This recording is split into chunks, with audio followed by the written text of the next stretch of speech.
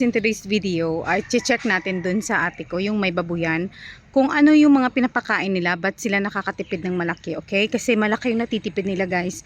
I mean, malaki yung kita nila sa babuyan nila kasi nakakatipid sila sa pagkaing baboy. So i-check natin. Ito yung mga inahin nila, guys. 4. Pero yung isa, i-dispose na yan nila kasi yung binibigay na biik, kunti lang. Minsan, 7, ganun. Ayan, meron silang 2 dyan. Ready na yan para sa next na magiging inahin nila. Diba, ang gaganda ng katawan. Hindi mo akalain na hindi pala purong feeds yung pinapakain nila. So, ito yung pinapakain nila, guys, oh. Yan, oh, di mo akalain, diba, na pwede palang ipakain. Ito, guys, yung kangkong. Ito din, hinahalo din nila ito sa pagkaing baboy. Tapos ito, guys, so ano, madre de agua. Yan, pagkain din ng baboy yan. Pwede din ng manok. Kahit yung kamuti tops. Meron silang kamuti tops dun, oh. Dun, kamuti tops. Pagkain din ng baboy. Ayan, si kuya ng mga kangkong. Halo niya dun sa ano, sa feeds.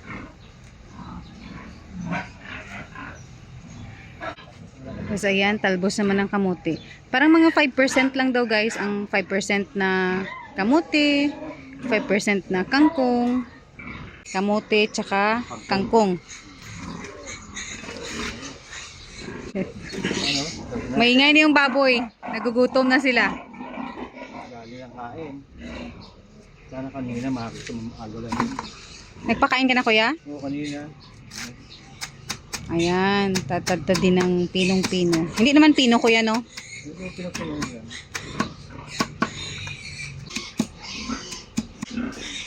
Ito para sa mga inahin. Para daw yan, guys, sa mga inahin. And tapos lagyan niya ng tiki-tiki. O, diba, guys? Mas makakatipid. Kasi may halong gulay.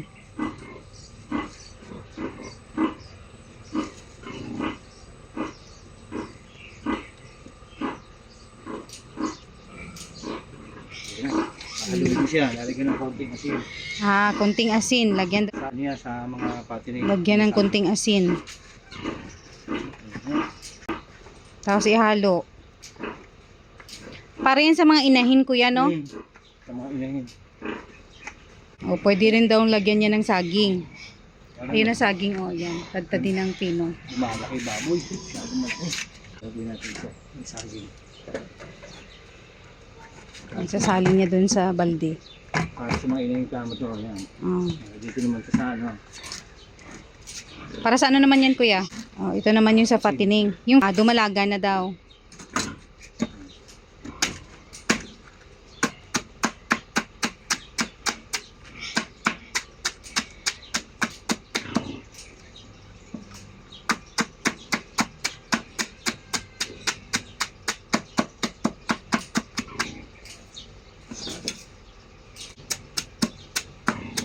Yan, ganyan nilang kaliliit, guys. Hindi na yan niluluto. Pwede man lutuin. Yan ang dalawa. Trabaho. Oo. Pero yung gabi ko yun, niluluto yun, no? Oo. Niluluto yun. Yung gabi, guys, pag gagamit ka ng gabi, dapat lutuin yun. Makasin eh. Pero kaya nagbibigay din kayo, di ba, ng ano? Ng yung parang mga, tawag nun, yung galing sa mga karinderya ba? Ano tawag niyan, kuya? Kaning baboy. O, kaning baboy? Hindi na, gawa ng SAF. Doon ang galing. Pati na Madre de Agua. Ito. Oo. So pwede siyang haluan, guys, ng yung Madre de Agua, yung pinakita ko kanina, tsaka malunggay. Mulberry na dahon. Oo, mulberry, ganun din. Pwede din siyang ipakain. Tapos tiki-tiki ulit.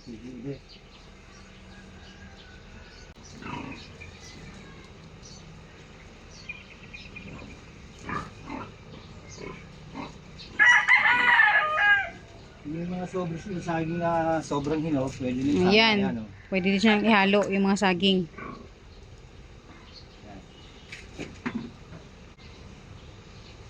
Sobrang lang ano. Ready agwa. Yan. Yan, dapat mayroon kayong tanim na ganyan, guys. Madali ba tumubo yan, kuya? Madali. O, sanga lang, no? Sanga lang, tapos dapat sa medyo mabasa-basa siya na lupa, na area pala. Lumuli ng kangkong para sa kanila. O, pwedeng lagyan ulit ng kangkong. Ano nila. Dapat maligay. Itong piniprepare ni kuya, guys, para ito sa fattening. Yung dalawang pinakita ko kanina na parang dumalaga. Gagawin nilang inahin din in the future. Pag nakapangatlong landi na daw sa kanila gagawing inahin. Sa kanila pa anuhan ng boar. Tapos lagyan daw ulit ng talbos ng kamote. Pakunti-kunti lang, guys, mga 5% lang daw nung nung prepare na tiki-tiki. Oh, para sa nutrition daw, para sa nutrition ng baboy. Berry, ayan, dahon ng mulberry. Kasi may tanim sila na mulberry dito. Actually, nakapagtanim na din ako doon sa bakuran ko. Sayang mga bunga, kuya, no? Pwedeng kamuting kahoy, pwedeng ipil-ipil. Yan, pwedeng malunggay. Makita rin nila. Oh. Kinakain ko na yan. Oh, kahit Carabao grass, pwede palang ipakain, guys. Ayan, Carabao grass yan. Yung mga damo. Kasi yung nutrition dyan nakukuha sa mga damo-damo. Mga dahon-dahon. Marami pa yan, marami pa klase yan. Pulin pa yun. Kaya maganda yung inahin nila, guys, 'di ba? Nakita nyo, maganda yung skin. Isang kain na sila pwede. Oo. Maganda yung skin ng mga Pag nakataba, yung dahil siguro. Tarin lang nila. tagtarin ng pino. Pinong-pino. Pwede mo ipakain sa inahin niya, huwag kang buntis. Ah, ito kuya, pwede sa inahin. Oo, pwede yan. Huwag lang sa buntis. Oo, pwede. Oo, huwag lang sa buntis. Bakit kuya? Breeder pellet lang ipakain nila. Ah, dapat pag buntis pala, guys, breeder pellet, kuya. Pero nagpapakain din ako niyan. Hmm. Kaya lang, yun sa mga malunggay. Ah, okay. Sa breeder pellet, ang magandang ihalo ang malunggay. Malunggay, kangkong. Malunggay, kamote, kangkong, talbos ng kamote. Gabi, pwede yun, lutuin lang. Oo.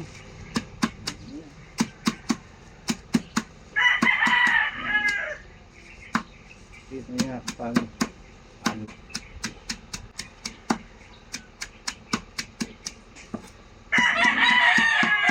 Ayan, kasama na yung damo. Yung kinuha kanina ng mga damo.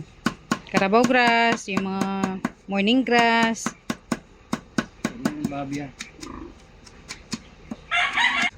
At, kuya, lahat na itong piniprepare mo para sa 6 na baboy yan?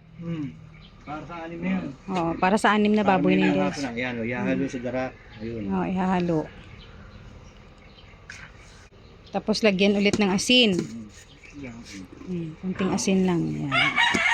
Para malasa. Puin.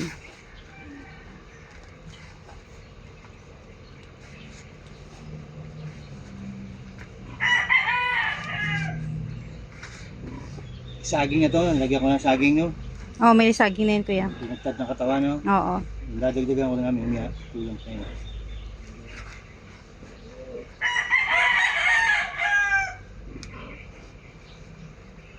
Tapos na. Tapos na, guys. Papakain na. Ayan, papakain sa baboy din yan saging.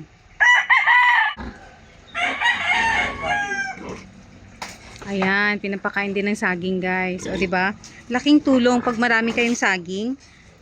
Laking ano siya, laking tulong. Kumbaga pang snack lang nila yan, snack. Tapos minsan ipil-ipil. Nakikita ko din si kuya na nagpapakain ng ipil-ipil. Yung mga dahon lang. Sinusubo sa kanila. Pang merienda, kumbaga. Yan yung tinatawag na fattening, kuya, yung dalawang dumalaga. O, yan yung kanilang fattening. Ito yung tinatawag na fattening. Yan, dumalaga. O, naglalandi na daw, pero hindi pa nila papanuhan ng boar kasi dun sa pangatlong landi, saka sila ng boar para magbuntis na din. Ito naman ay super big. Ayan, super biik. Para naman yan sa mga biik. Oh, ang tataba ng biik nila, guys. Tingnan mo. Tingnan nyo. Ilang days to? Bali, 20 days na yata yan. Oh, 20 days na, pero tingnan nyo naman ang lalaki kasi 7 lang sila. 20 na sila. Gusto ng gatas ang ina. Oo. Yan yung gusto sa kain. Ayan. Ayan yung ano. Pero ayaw nilang lumapit. Ayan, tatabi ko. Yan. Ang gaganda ng katawan. Tingnan nyo naman Kaya guys. kung kanya, 20 days na mahigit siya. 20 days mahigit pa lang daw yan. Nung umalis ako doon sa harapan ng pagkain, ayun, lumapit na sila. Yan, kumakain na. Nahiya sila sa akin. O takot sa akin. 17 dahon daw yung pwedeng ipakain sa baboy. So, since ito lang yung mga naipakita ko sa inyo, ang available dito kay Kuya. So, yun lang yung na-prepare niya. So, 'di ba? Malaking tulong pag may alam kayo ng mga alternatives ba? Para hindi kayo magbigay ng purong feeds kasi mahal pag purong feeds ang ibibigay. So, ayun lang yung tandaan nyo guys na pagbuntis ang inahing baboy, wag bigyan ng madre de agua, ipil-ipil, tsaka yung papaya kasi parang hindi siya maganda dun sa pagbubuntis. Minsan nahuhulugan yung mga inahing baboy. So, yun lang. Yun ang tandaan nyo. So, yun yung mga pagkain baboy, alternative kumbaga na tinatawag, na para makatipid kayo sa pinapakain nyo sa inyong baboy. Okay? So, pinakita ko sa inyo. Hindi perfectly yung pagka-present ko ng pagkain ng baboy, pero yung content ko pala hindi siya perfect. Pero at least magkaroon kayo ng idea. Malaki guys, malaki yung kita ng sister ko diyan sa pagbababoyan nila. So last time nung vlog ko, 'di ba, yung 12 na biik nila nasa 49,500 pesos yung kinita nila. So sabi ni Kuya, kalahati daw noon ang napupunta sa expenses like yung mga feeds, mga gamot, whatsoever, mga ganyan. So kalahati doon, yun yung kita nila.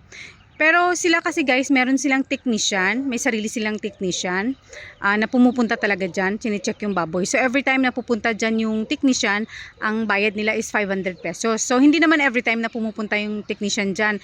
Yung halimbawa manganganak na yung baboy, chinecheck niya, yung ganyan, or papaanakin niya yung baboy, pag nahirapan yung inahin, saka siya pupunta. So ang bayad nila is 500 pesos every time na pupunta. Pero pag halimbawa nagpaano sila, hindi ko alam kasi sa Tagalog yung tawag diyan, yung magpaano ng burba sa inahin, sa yung babaeng baboy, kumbaga sa amin, yung magpakasta ba. Walang bayad yon. Ang bayad doon ay yung pag nabuntis na, pag nanganak na, doon na sila magbabayad ng 500 pesos ulit para bayad doon sa bore. Maganda yung baboy pag ang gagawin nyo ay yung papaanakin nyo sila. Okay? Kasi dating panahon mayroon tayong mga paniniwala na parang nag-aalkansya ka lang daw sa pagbababoyan. Sa pagbababoy pala. Parang nag-aalkansya ka lang. Pero dyan sa sister ko, kasi pinapaanak nila, tapos yung mga biik ang dinidispose nila, malaki yung kanilang tubo, malaki yung kita. Tapos maganda yung mga baboy nila kasi dati panahon natin panahon ng nanay ko pala, mga kangkong lang yung pinapakain, gabi, ganyan. Ngayon madami ng alternative guys na masusustansyang mga pagkain. So tip ko lang dun sa inahin or nagpapadide or kahit inahin pala na manganganak pa lang, magandang ilagay is yung malunggay, tsaka ano yung sabi ni Kuya kanina, malunggay para for lactating. Maganda yung dahon ng malunggay ihalo sa pagkain ng baboy. Okay, so yung nilagay niya kanina is tiki-tiki lang yun. Depende kasi kung anong gusto niyo ibigay na pagkain or na feed sa inyong baboy. May time din na minsan na ipa lang yung binibigay nila, hinahalo. Pero mas maganda kasi guys na maglagay kayo ng tiki-tiki or yung mga kung anong mga pagkain dyan. By the way, yung palang na prepare ni Kuya na pagkain, pwede yun sa pato, sa manok, whatever. Okay? Pwede siyang ipakain. So, yun lang guys, for today's content, yung pagkain ng baboy na makakatipid kayo. So, yun. Thank you so much for watching my video today. Kita-kita po tayo ulit next time. Bye-bye!